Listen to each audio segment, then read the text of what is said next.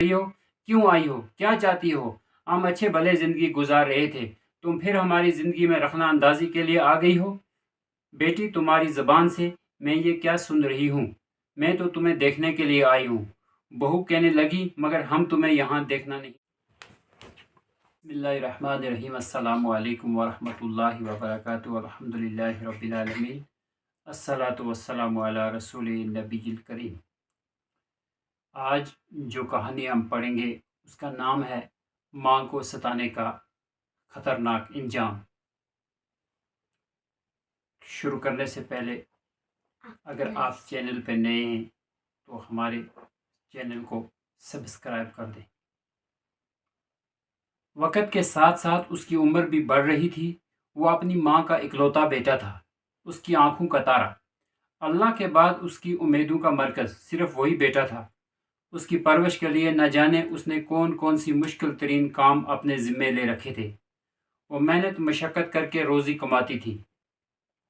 वो बेटे की खातिर लड़कियों के एक तालीमी अदारे में बतौर चपरासी काम करने लगी। अब उसका बेटा हाई स्कूल में पहुंच चुका था, इम्तिहान सर पर था। माँ बेटे से कहीं ज़्यादा उसकी कामयाबी की दुआएं मांग रही थी। और फिर माँ की खुशी का कोई ठिकाना ना रहा जब उसने सुना कि बेटा कॉलेज में दाखिल हो चुका है। वक़्त गुजरने के साथ साथ बेटा तालीमी मैदान में आगे बढ़ता रहा। कॉलेज में तालीम मुकम्मल करने के बाद उसने यूनिवर्सिटी की डिग्री हासिल की। फिर डिग्री के कागजात लाकर माँ के हाथ पर रख दिए। माँ की खुशी का क्या कहना, वो तो बरसों से मेहनत मजदूरी करके बेटे को पढ़ा लिखा रही थी। आज वो बेटा यूनिवर्सिटी की आला डिग्री हासिल कर चुका था। वाकई माँ के लिए ये अजीम खुशखबरी थी। एक दिन उसने खुशी से भीगे हुए लहजे में कहा, बेटा, मैंने तुम्हारे तालीमी ज़माने में ही तुम्हारी मामू ज़ात से शादी का वादा कर लिया था। इस बात से तुम भी बाखूबी वाकिफ़ हो।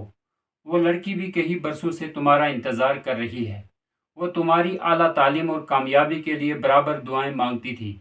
अब एक तवील इंतज़ार के बाद वक़्त आ गया है कि मैं तुम्हारी शादी तुम्हारी मामू ज़ात से कर दूँ। अरे रे रे रे, ये तुम क्या कह रही हो माँ? बेटे ने माँ को घूरते हुए कहा। उसका अंदाज़ा ही बदला हुआ था। वो बड़े सख्त लहजे में कह रहा था, मैं ऐसी लड़की से हरगिज़ शादी नहीं कर सकता जो अनपढ़, जाहिल और गंवार हो। मैं मामूज़ात से कतई शादी नहीं कर सकता। इस बात की खबर जब उस लड़की को मिली जो बरसों से शादी के इंतज़ार में बैठी थी, तो शदीद गम से उसकी हालत नागफ्ता हो गई। अपने होने वाले शौहर की तरक्की और आला तालीम से उसके चेहरे पर खुशी के जो चार चांद लगे थे, वो यकलख्त बुझ गए। शादी का ख्वाब चकनाचूर हो गया। फिर उसकी ज़िंदगी आंसुओं की बरसात होकर रह गई। माँ ने बड़े सब्र व तहम्मुल का मुजाहरा किया। उसने बेटे को एहसास तक न होने दिया कि उसकी बातें इससे किस कदर नागवार गुजरी हैं। बेटे की शादी का मौजू बस यहीं दब गया। एक दिन ऐसा भी आया कि बेटा शहर की एक कंपनी में अच्छी मुलाजमत के हसूल में कामयाब हो गया। उसने माँ से कहा कि हम गांव का घर बेचकर शहर चलते हैं, क्योंकि मेरी नौकरी शहर ही में लगी है। माँ के पास हाँ के अलावा और क्या जवाब हो सकता था। बेटा अपनी माँ के साथ शहर पहुंच चुका था। वहाँ उसने एक खूबसूरत सा घर खरीदा। दस्तावेज लिखी जा रही थी। माँ भी पास बैठी थी। दस्तावेज लिखने वाले मुख्तार ने पूछा, घर किसके नाम से रजिस्ट्री होना है? मेरे नाम से और किसके नाम से? बेटे ने झट जवाब दिया। उसने माँ की तरफ देखने और उसकी राय मालूम करने की भी जहमत ना की। शहर के जिस घर में वो राश पजीर था, करीबी ही एक पड़ोसी के घर में एक हसीन व जमील लड़की रहती थी। घर से बाहर जाते आते बसा औकात उसे आमना सामना हो जाता था। एक रोज़ दस्तरखान पर बैठे बैठे उसने माँ के सामने अपनी शादी की बात रखी और कहने लगा, अम्मी जान, मैंने मालूम किया है कि सामने जो पड़ोसी का घर है उसमें एक लड़की रहती है। उसके वालदेन ख़ानदानी मालूम होते हैं। वो लड़की पढ़ी लिखी और सलीकादार है। नई तहजीब और पुरानी सकाफ़त का संगम है। आपका क्या ख्याल है अगर मैं उससे शादी कर लूँ? माँ आखिर माँ होती है। वो आखिरी दम तक अपनी औलाद की खैर ख्वाही चाहती है। उसने बेटे की ख्वाहिश की तायद की और इस रिश्ते को उसके लिए एक मुबारक और खूबसूरत रिश्ता करार दिया। बेटा, अम्मी जान, फिर आप रिश्ते के लिए पड़ोस के यहाँ जाएं ना। माँ, हाँ बेटा, मैं तुम्हारे लिए पड़ोसी के घर लड़की का रिश्ता मांगने जा रही हूँ। उम्मीद है कि ये रिश्ता उन्हें ज़रूर पसंद आएगा। رشتے کی بات پکی ہو چکی تھی۔ لڑکی والوں کو لڑکا پسند آ گیا کیونکہ وہ اعلیٰ تعلیم حاصل کر کے بہت اچھی ملازمت کر رہا تھا، جبکہ لڑکے کو لڑکی پہلے ہی سے پسند تھی۔ چنانچہ فوراً شادی ہو گئی۔ ماں اپنے بیٹے کی شادی کا برسوں سے انتظار کر رہی تھی۔ اگرچہ بیٹے نے اس کا طے کیا ہوا رشتہ ٹھکرا دیا تھا، تاہم وہ اب بھی ممتنع تھی کہ اپنے آنگن میں بچوں کے چہکنے کی صدائیں سنے، اور وہ دن بھی آ گیا جب بیٹا ایک بچے کا باپ بن گیا۔ ماں کا معمول تھا کہ وہ دن بھر اپنے ننھے پوتے کو سینے سے لگائی رکھتی، اسے پیار کرتی، جھولا جھلاتی اور سوتے وقت اسے اس کے ماں باپ کے حوالے کر دیتی۔ دادا دادی کا پیار بھی کتنا نرالا ہوتا ہے، شاید اس لیے تو بچے دادا دادی کی زندگی میں انہیں ہی اپنا سب کچھ سمجھتے ہیں۔ یہ سلسلہ کئی ماہ تک چلا، مگر اس گھر میں پیار محبت کی روشنی زیادہ دیر تک نہیں رہی۔ بہو تھی تو خوبصورت، مگر سیرت کے اعتبار سے اچھی نہیں تھی۔ ایک دن اس نے شوہر کے سامنے صاف صاف اعلان کر دیا، تمہاری ماں کی وجہ سے میری زندگی جہنم بن گئی ہے۔ استغفر اللہ۔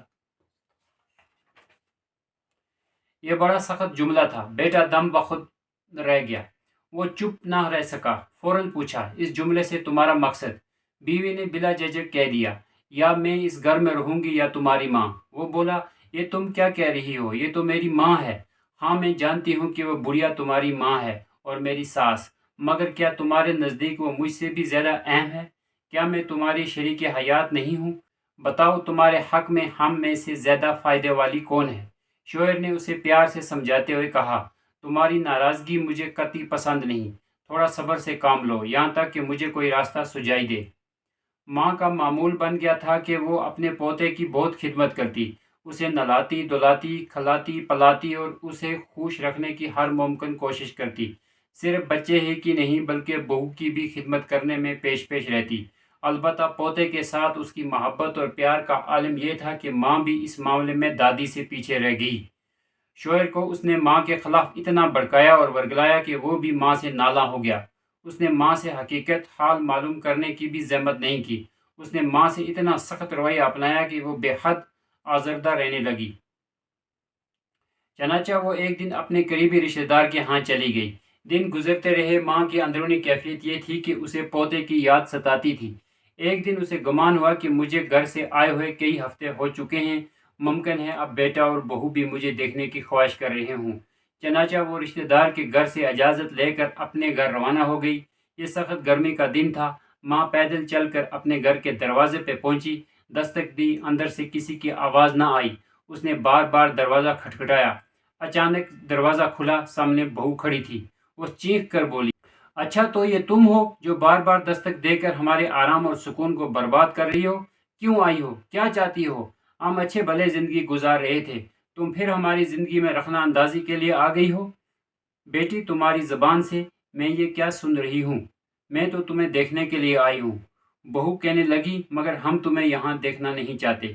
اتنے میں بیٹا گھر سے نکلا اور کوفت محسوس کرتے ہوئے ماں کو گھر میں لے گیا۔ بیوی کی باتیں اس نے بھی سنی تھیں۔ ماں کس لیے چلی آئی ہو؟ بیٹے کے منہ سے یہ الفاظ سنتے ہی ماں کے پیروں تلے زمین نکل گئی۔ وہ ہکا بکا رہ گئی، اس کی زبان گونگ ہو گئی، اس نے ایک لفظ بھی نہیں کہا۔ امی جان، آپ شاید کچھ کہہ رہی ہیں؟ نہیں نہیں، میں کچھ نہیں کہہ رہی بیٹا، میں کیوں تمہیں کچھ کہنے لگی؟ البتہ سوچ رہی تھی۔ کیا سوچ رہی تھی؟ بیٹے نے جلدی سے پوچھا۔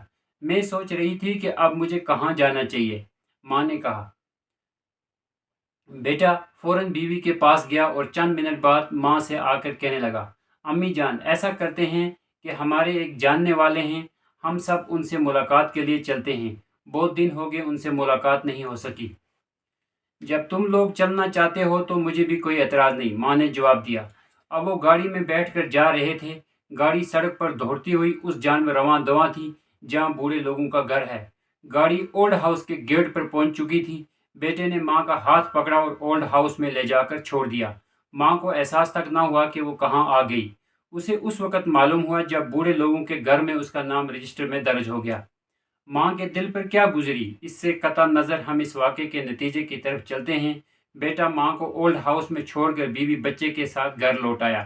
بچہ دادی کی یاد میں رونے لگا، میری دادی کہاں ہے؟ میں اس کے پاس جانا چاہتا ہوں، تم مجھے میری دادی کے پاس پہنچا دو۔ دادی دادی دادی، مگر معصوم بچے کی فریاد سے بھی بیٹے اور بہو کا دل نہیں پس جا اور بیچاری ماں اولڈ ہاؤس کی 4 دیواری میں اندر ہی اندر غم کی بھٹی میں سلک سلک کر مرنے لگی۔ آج میاں بیوی بڑے خوش تھے۔ بیوی نے شوہر کو اپنی ایک سہیلی سے ملاقات کے لیے تیار کیا۔ دونوں اپنے ننھے بچے کے ساتھ گاڑی میں سوار ہو کر سہیلی کے گھر چل دیے۔ بیٹا اسٹیئرنگ پہ ہاتھ رکھے آگے کی طرف دیکھ رہا تھا۔ گاڑی پوری رفتار سے دوڑ رہی تھی۔ اس کی آنکھوں کے سامنے اپنی ماں کے افسردہ چہرے کے عکس رہ رہ کر ابھرے اور ڈوب رہے تھے۔ وہ گہری سوچ میں ڈوبا ہوا تھا۔ اچانک اس کی کانوں میں ساتھ بیٹھی ہوئی بیوی کی بھیانک چیخ سنائی دی، رکو رکو، بریک لگاؤ۔ ابھی اس کے منہ سے یہ الفاظ پوری طرح ادا بھی نہ ہو پائے تھے کہ اس کی گاڑی آنن فانن آگے جاتے ہوئے ٹرک کے نیچے آ کر دب گئی۔ بیوی نے جائے حادثے ہی پر دم توڑ دیا۔ شوہر کے ہاتھ پاؤں ٹوٹ گئے، وہ اپاہج ہو گیا۔ اب ننھا بچہ بالکل صحیح سالم تھا۔ بیٹا بستر مرض پر زیر علاج تھا اور چلا چلا کر کہہ رہا تھا، ماں کہاں ہے میری ماں؟ میری ماں کو بوڑھوں کے گھر اولڈ ہاؤس سے نکال لاؤ۔ ماں کو اس حادثے کی اطلاع دی گئی۔ اسے اتنا شدید قلق ہوا کہ اس کی آنکھیں بھیگ گئی۔ اس نے بے قرار ہو کر دونوں ہاتھ پھیلا دیے اور کہنے لگی، بیٹے تجھے اللہ شفا بخشے۔ سبحانک اللہم و بحمدک، اشہد ان لا الہ الا انت، استغفرک و اتوب